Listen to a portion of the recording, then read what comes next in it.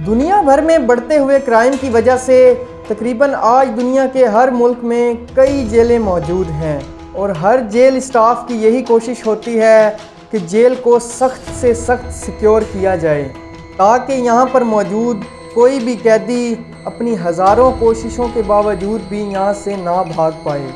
दोस्तों, आज हम बात करेंगे एक ऐसी जेल की जिसको दुनिया की सबसे सिक्योर जेल कहा जाता था और ये जेल सतह समंदर के बिल्कुल दरमियान में बनाई गई थी, लेकिन फिर भी इसमें से 3 कैदी बड़ी आसानी से भागने में कामयाब हो गए।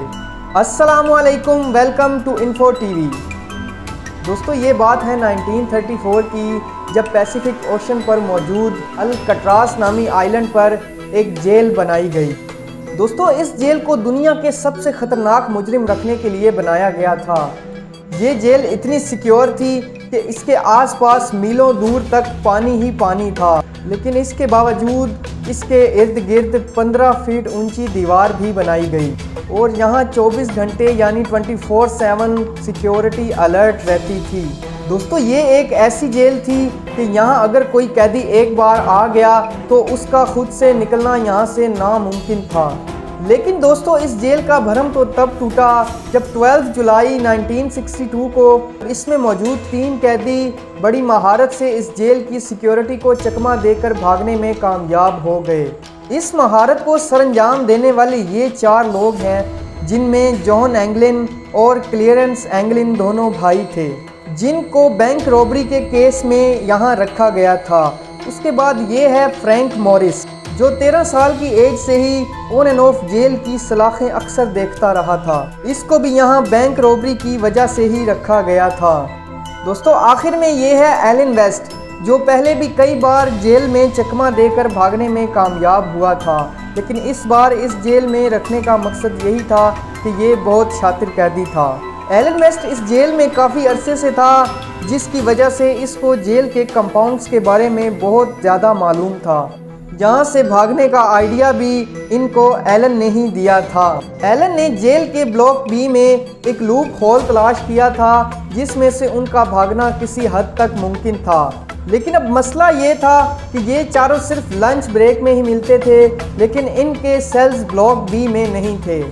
ये चारों अब कोशिश में थे कि इनको ब्लॉक बी में शिफ्ट कर दिया जाए और खुशकिस्मती से इनको वहां शिफ्ट भी कर दिया गया। और इससे बढ़कर इनके लिए खुशकिस्मती ये थी कि इन चारों के बैरक्स बिल्कुल साथ साथ थे।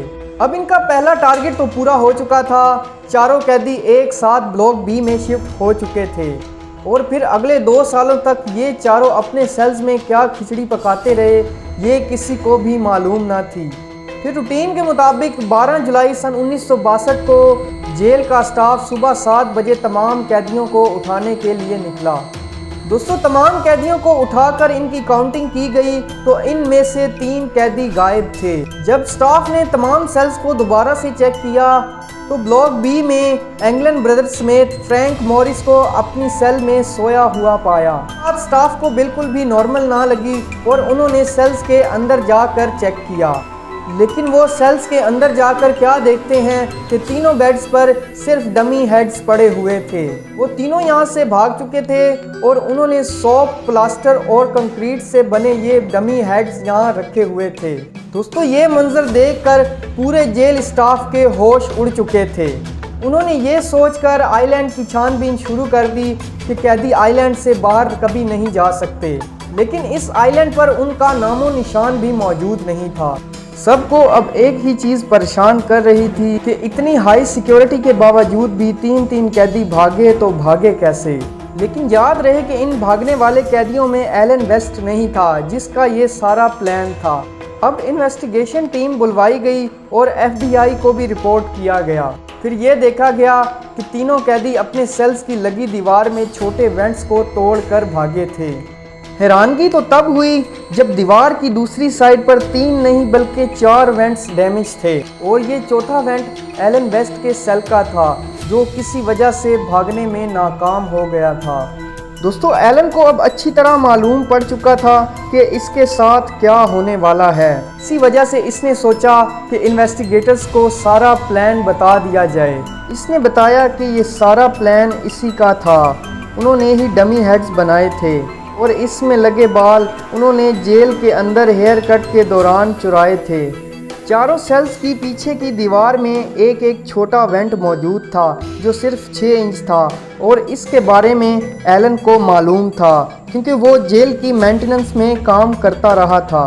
پچھلے 6 مہینوں سے یہ قیدی اس دیوار میں سوراخ کرنے لگے ہوئے تھے، اور یہ کام انہوں نے جیل کے کچن سے چرائے ہوئے چمچوں کی مدد سے کیا، اور آخر میں جیل کے ویکیوم کی موٹر سے ایک ڈرل بھی بنائی تھی۔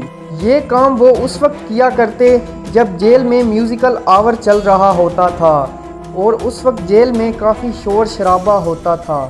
دوستو، اس کے ساتھ ساتھ انہوں نے ربڑ رین کوٹس کو جوڑ کر ایک رافٹ بھی تیار کی تھی۔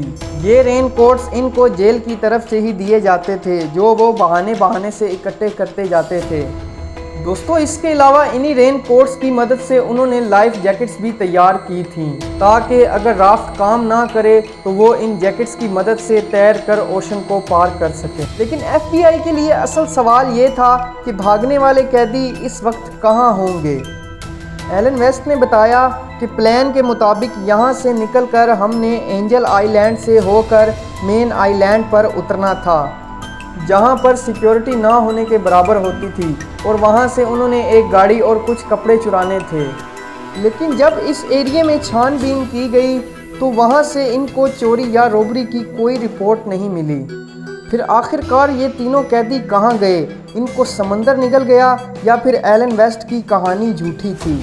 کیونکہ ان تینوں کا نام و نشان کسی کو بھی نہیں مل رہا تھا۔ دوستو، یہ معاملہ اب ایک مسٹری بنتا جا رہا تھا۔ اب ایف بی آئی کے ساتھ ساتھ coast guards, bureau of prisoners اور یو ایس مارشل سروس کو بھی اس کیس میں شامل کر لیا گیا، اور یہ تمام انویسٹیگیشن اپارٹمنٹس اپنی اپنی ٹیمز کے ساتھ سمندر اور اس کے آس پاس دیگر آئی لینڈز پر ان قیدیوں کو تلاش کرنے لگے۔ لیکن کئی سال انویسٹیگیشن کے باوجود بھی ان قیدیوں کا کوئی پتہ نہ چل سکا، جس کی وجہ سے آخر کار اس کیس کو ہمیشہ کے لیے بند کر دیا گیا۔ دوستو، ویڈیو اگر اچھی لگی ہو تو لائک، کامنٹ، شیئر کر کے ہمارے چینل انفو ٹی وی کو سبسکرائب کر کے بیل آئیکن کے بٹن کو پریس کر دیں تاکہ آنے والی تمام انفارمیٹیو ویڈیوز آپ تک بآسانی پہنچ سکیں۔ شکریہ۔